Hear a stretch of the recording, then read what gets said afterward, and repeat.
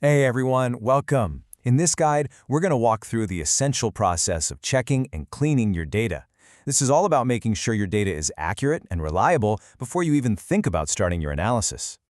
So, what's on the agenda for today? First, we'll cover the basics of what data QC even is. Then, we'll jump into how to inspect and clean your data.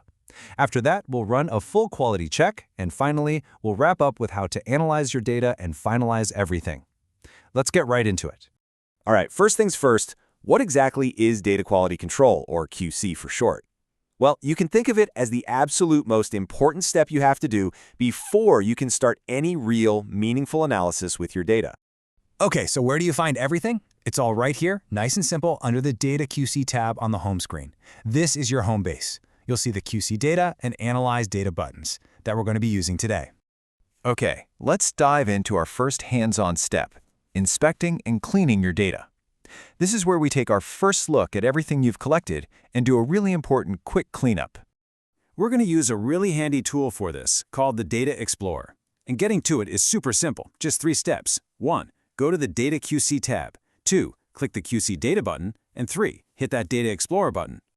So, once you've clicked QC Data, you'll see this menu pop up, and you're just going to select Data Explorer right there at the top to get started. And here it is. This is the Data Explorer. See that tree structure on the left? That's how you navigate your data, from the big picture field trip all the way down to individual surveys.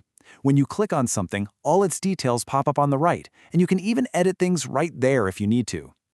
Now, before we jump into the full check, there's a really important little cleanup job we need to do. We've got to get rid of something called orphan records. Basically, these are records that someone started to create but never actually put any data into. They're like empty shells that can really mess up your analysis later on. And don't worry, this is super easy. You just click Check for Orphan Records. If the system finds any of those empty records, a Delete Found Records button will pop up. You just click that, and poof, they're gone. All right, with that quick cleanup out of the way, we are ready for the main event, running that full quality check. This is where the system really goes to work, hunting down and flagging any potential issues in your data. And here's how you do it. First, head back to the Data QC tab. Second, click the QC Data button again. Third, this time click QC Collected Data. Fourth, pick the field trip you want to check.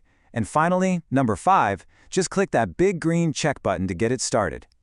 Once the check is done, you'll get this results screen. It lays out all the issues in a nice, clear table. A cool little tip, you can click on the column headers to sort the results, which really helps you focus on the most important problems first. Okay, listen up because this part is really important. You need to know the 3 types of errors you'll see. Critical errors are the big ones. You have to fix these, no exceptions. Warning errors are things you should definitely look at and try to fix. And info items? Those are just friendly suggestions. You don't actually need to do anything about them. Awesome. So, once your data is all clean and those critical errors are gone, we can move on to the final stage. Analyze and finalize. We'll start with a quick visual review before we lock everything down. So, how do we get a visual look at our data? Well, that Analyze Data button is your friend. It'll take you to a bunch of graphing options. For example, you can see here the Graph Fish Data option is highlighted. And check this out. Here's the graphing tool in action. You can play around with the parameters on the right, like picking your field trip and survey. This is just a fantastic way to see if anything looks off, like weird outliers or trends, before you finalize the whole data set. Okay, so we've inspected our data, we've cleaned it, we've checked it. Now we've reached the final, and honestly, the most critical part of this whole workflow. I'm not kidding. The single most important step in this entire process is the data sign-off. This is it. This is your final stamp of approval. The action that says, yes, this data is checked, it's correct, and it's ready to go.